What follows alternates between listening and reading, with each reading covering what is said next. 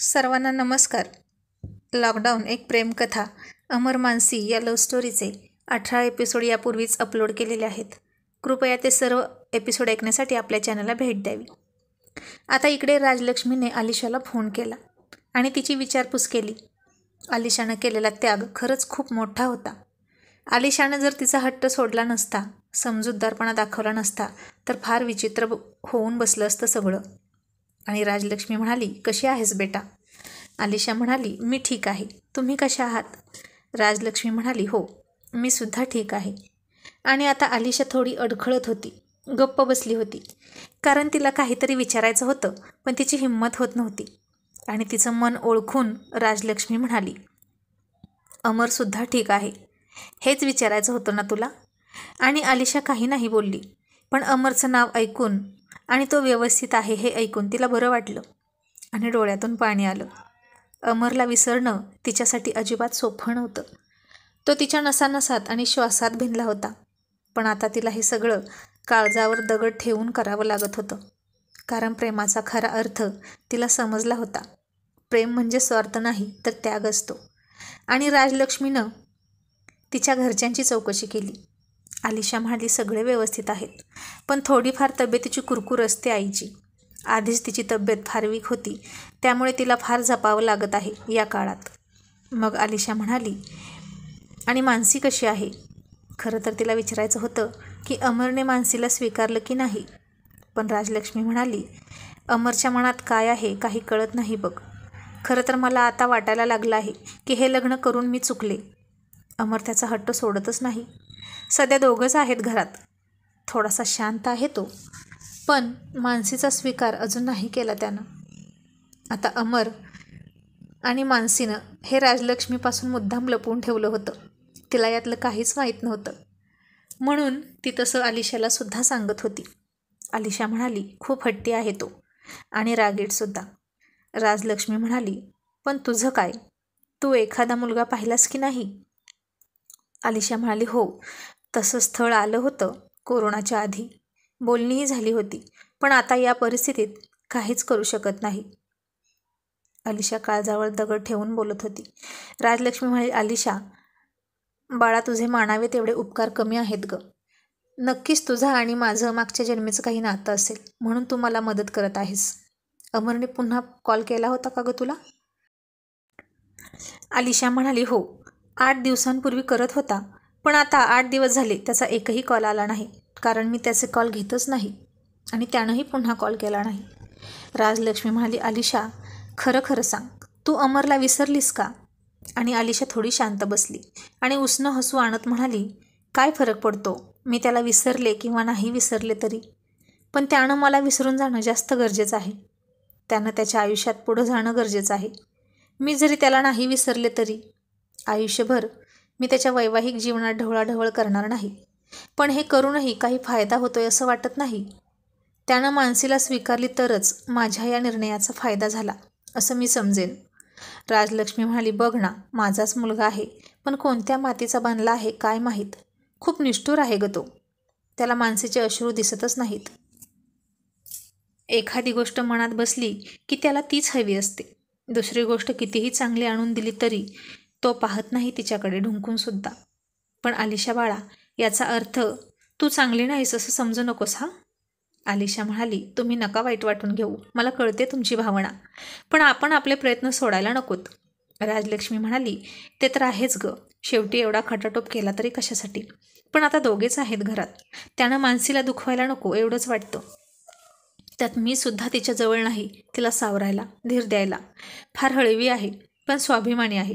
तिचा स्वाभिमान जर दुखावला तर ती तो सहन करणार नाही. देव कधी सद्बुद्धी देईल अमरला कोणास ठाऊक. असं म्हणून त्यांनी आलिशाला पुन्हा एकदा काही मदत लागली तर हक्काने सांग असं म्हणून फोन ठेवून दिला.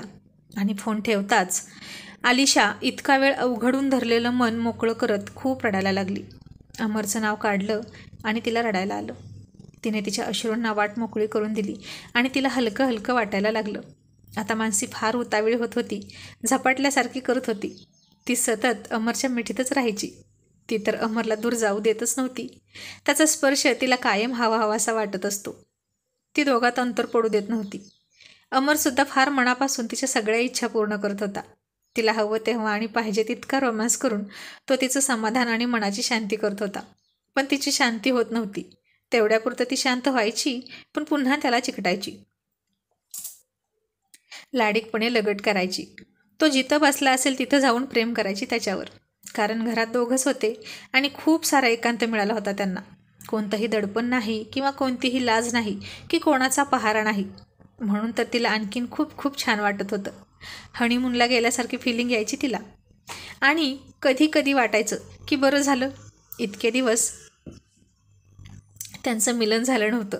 कारण घरात सगळे असताना फार अडचण होऊन बसते चेहऱ्यावरच्या गोड आणि लाजिरवाण्या भावना लपवायला आणि प्रेम व्यक्त करायला सुद्धा अडचण पडते. पण आता कसलीच मर्यादा नव्हती. या लॉकडाऊनमध्ये त्यांचं प्रेम खूप फुलत होतं, बहरत होतं आणि मानसी जीव तोडून त्याच्यावर प्रेम करायला लागली होती. त्याला तिचा किती बनवू आणि किती त्याची होऊन जाऊ असं तिला झालं होतं. त्याला किती प्रेम द्यायचं आणि त्याच्याकडून किती प्रेम घेऊ असं तिला झालं होतं. त्याची रोजची रात्र प्रणयाने शृंगारलेली असायची आणि दिवससुद्धा तसाच एकमेकांच्या मिठीत जायचा आणि दिवसाही एखाद्या वेळी फार उत्कट होऊन ते एकरूप होत होते. त्यांना आता एकमेकांवर प्रेम करायला दिवस रात्रसुद्धा कमी पडत होता. अमर आता घरीच असायचा म्हणून त्यांना हवं तेव्हा ते एकमेकांना स्वतःचे बनवायचे. दुरावा यायचा काही प्रश्नच नव्हता, पण कसलाच कंटाळा येत नव्हता. ह्या लॉकडाऊनचा ते पुरेपूर फायदा घेत होते. उलट आता तिला स्वयंपाक करण्यासाठी जायचं जीवावर यायचं, कारण त्याच्यापासून लांब जावं लागायचं. पण दुसरा पर्याय पण नव्हता म्हणून नाईलाजानं ती उठायची. पण कधी कधी तर अमरला सोबत घेऊनच किचनमध्ये जायची. त्याला कट्ट्यावर बसवायची आणि कामं करायची. तोही लहान मुलासारखा तिच्या मागे मागे घुटमळायचा. पण इतकं करूनही मन भरत नव्हतं तिचं. अमर तिला समजून घेत होता. तिच्या भावना, तिचं मन, तिचं त्याच्यावर असणारं ओसंडून वाहणारं प्रेम त्याला कळत होतं. तो तिला अजिबात नाराज करत नव्हता, कारण दोष तिचा नव्हताच. ती तारुण्यानं रसरसलेली होती, सुकुमार, नाजूक, पण प्रणयासाठी फार आसुसलेली. आणि तोही तरणाबांड, सुंदर, हँडसम, देखणा, रुबाबदार. आता त्याच्याशिवाय तिला दुसरं काही दिसतच नव्हतं. आज सकाळी ती आंघोळ करताना सुद्धा त्यालाच आठवत होती आणि गालात हसत होती. अमरच्या रूममधलं बाथरूम तसं प्रशस्त होतं. त्यानं हट्ट करूनच बनवून घेतलं होतं, विथ बाथटब. का तर त्याला सुट्टी दिवशी पाण्यात तासनतास बसायला खूप आवडायचं. त्याला सगळं कसं राजेशाही थाटात हवं असायचं. त्याची तरास फार निराळी होती. आता मानसीसुद्धा त्या टबमध्ये बसूनच आंघोळ करत होती. इतके दिवस ती तिथे राहत होती, पण याआधी कधीच तिनं बाथटबमध्ये बसून आंघोळ केली नव्हती त्याच्या. पण आता गरम पाण्याचा शेक घेत उगीचच बसू वाटायचं तासनतास. कारण अमरच्या राकट स्पर्शानं आणि त्याच्या दाबानं तिचं नाजूक अंग दुखायचं. आता तिच्या शरीराच्या प्रत्येक एक अंगाला ती हात लावून शहारत होती. अमरने तिला जिथं जिथं रात्री हात लावला होता तिथं तिथं हात लावून लाजत होती. सगळे केस धुवून एका बाजूला घेतले होते आणि त्याची आठवण काढत हरवून गेली होती. तो जवळ नसला तरी त्याच्या आठवणीने ती त्याला बांधून ठेवायची तिच्यासोबत. आणि त्यानं दार वाजवलं आणि म्हणाला, मानसी, अगं झालं की नाही? दिवसभर बसणार आहे की काय आतमध्ये? मलाही आवरायचं आहे, चल लवकर बाहेर. त्याच्या आवाजानं तिची तंद्री भंग पावली. मग तिनं गडबड करून आंघोळ उरकली आणि बाहेर आली. केस आणि शरीराला टॉवेलने गुंडाळून आणि समोर त्याला बघून ती थोडी थबकली. आणि तिला पाहून अमर घायाळ व्हायला सुरुवात झाली. ती लाजून त्याला बगल देत निघाली एका बाजूने आणि त्यानं तिचा दरवाजावर एक हात ठेवून रस्ता अडवला. मग मानसी दुसऱ्या बाजूनं हळूच निघाली, तर त्याने त्याही बाजूला हात ठेवला आणि तिला पूर्ण ब्लॉक करून टाकली. आता मानसी काहीच बोलत नव्हती, नुसती लाजून उभा राहिली होती आणि मला इथून जाऊ दे असंही म्हणत नव्हती. त्याचे खट्याळ मादक नजर तिला नखशिकांत निहाळत होती आणि त्याच्या नजरेच्या आगीनं ती वितळायला लागली होती. तो तिला जवळ ओढून घेणार इतक्यात ती म्हणाली, अहो, मला देवपूजा करायची आहे आणि तुम्ही अजून तसेच आहात. आधी आंघोळ करून या, मी पूजेची तयारी करून ठेवते, मग एकत्रच देवपूजा करू. मग त्यानं तिला जाऊ दिलं. ती बाहेर आली आणि तो आत गेला. त्यानंही आंघोळ केली. तिने तोपर्यंत देवपूजेची तयारी केली. दोघांनीही पुन्हा मनापासून देवपूजा केली. आता हा त्यांचा रोजचा दिनक्रम झाला होता. आता वेळच वेळ होता, कसलीही गडबड नव्हती, घाई नव्हती. मग ती त्याला त्याच्या कपाळावर कुंकू लावायला गेली. इतक्यात तो म्हणाला, असं नाही लावायचं, थांब. ती म्हणाली, मग कसं लावू? आणि तो म्हणाला, मी सांगतो ना. आणि त्यानं तिचा चेहरा त्याच्या ओंजळीत घेतला आणि त्याने तिच्या नाकाला नाक आणि कपाळाला कपाळ टेकवलं आणि बाजूला झाला. तर त्याच्याही कपाळावर तिच्या कुंकवाचा ठसा उमटला होता. तो म्हणाला, आता रोज असाच कुंकू लावायचा तुम्हाला. आणि ती गालात गोड हसली. अमरचं प्रेम तर खूप ओसंडून वाहत होतं. तिला तर किती वेचू आणि किती नाही असं झालं होतं. मग ती किचनमध्ये गेली आणि आता अमरलाही काही काम नव्हतं. नाश्ता बनवण्यात मग्न असलेल्या मानसीला त्यानं पाठीमागून घट्ट मिठी मारली. तर ती कांदा चिरत होती आणि त्यानं तिचा हात तसाच पकडला आणि स्वतः कांदा कापू लागला पाठीमागून. ती खूप शहारली होती आणि हसून म्हणाली, अहो हे काय करताय? तो म्हणाला, तुला कांदा कसा कापायचा ते शिकवतो. ती हसून म्हणाली, हो का? कळतात हा मला तुमची नाटकं. काही नको, इथे बसा ना, मी करते सगळं. तो म्हणाला, नो, तुला असं वाटतं का तुला सगळं येतं? पण मला तुला अजिबात सोडायची नाही आता. असं म्हणून त्यानं तिच्या मानेवर किस केला. तिला अजून हसली आणि अचानक चाकू मानसीच्या बोटावर आला. तिला कापून त्याचं रक्त आलं त्यातून. मानसी खूप रडायला लागली. तिला खूप वेदना झाल्या आणि ती चिडली. अमर, मी सांगितलं होतं ना तुम्हाला की माझं मी करेल. बघा आता काय झालं. किती हट्ट करता हो. अमर वाईट वाटून म्हणाला, सॉरी हां. आणि त्यानं तिचं बोट त्याच्या तोंडात पकडलं आणि चोखू लागला. आणि इकडे मात्र मानसीच्या शरीरातलं रक्त तापू लागलं. तिच्या पोटात फुलपाखरं उडायला सुरुवात झाली आणि तिची नजर लाजून खाली झुकली होती. अमर तिच्या त्या झुकलेल्या नजरेतच नजर मिसळून तिच्याकडे पाहत होता. अमरनं तिचं बोट रक्त साठून पूर्ण कोरडं केलं. त्यांचा असा रोमांस सुरू होता आणि इतक्यात गॅसवरचं दूध उतू चाललं. मानसीचं लक्ष गेलं आणि तिने गडबडीनं त्याच्या तोंडातून बोट ओढून घेतलं. तर अमरनं ते पुन्हा घट्ट पकडलं आणि त्याचे दात तिच्या बोटात रुतले. पुन्हा तिला खूप वेदना झाल्या आणि मानसी पुन्हा त्याच्यावर चिडली आणि म्हणाली, तुम्ही जा बरं इथून.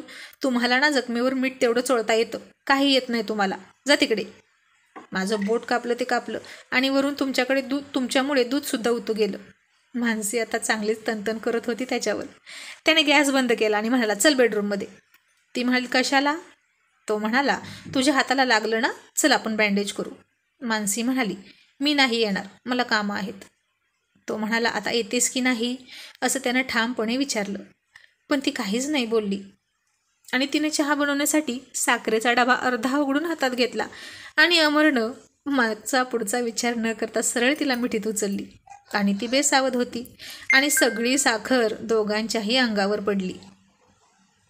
आणि आता मानसीचं रागाने तिळपापड होऊ लागला. अमरनं पुन्हा जीभ चावली. आज असं का होत होतं काय माहीत. सारखे सारखे दोघांचे खटके उडत होते. अमरच्या चुका कमी होण्याऐवजी जास्तच होत होत्या. एक गोष्ट तर निस्तारायला गेला की दुसरी चूक होत होती त्याच्याकडून. आणि ती रागात म्हणाली, आता काय करू मी तुमचं? एक ना धड भाराभर चिंध्या असं वागणं आहे तुमचं. गेली ना सगळी साखर वाया. आता या साखरेचं काय करायचं? सोडा बरं खाली आता, नाहीतर मुंग्या लागतील. अमर तिच्या डोळ्यात डोळे घालून म्हणाला, पण आता या गुळाच्या ढेपेला चिकटलेला मुंगळा म्हणजे मी अजिबात सोडणार नाही तुला. आणि या साखरेचं काय करायचा ते मी सांगतो ना तुला. असं म्हणून त्यानं तिच्या गालावर पडलेली साखर त्याच्या जिभेनं चाटली आणि मानसी फार शहारून गेली.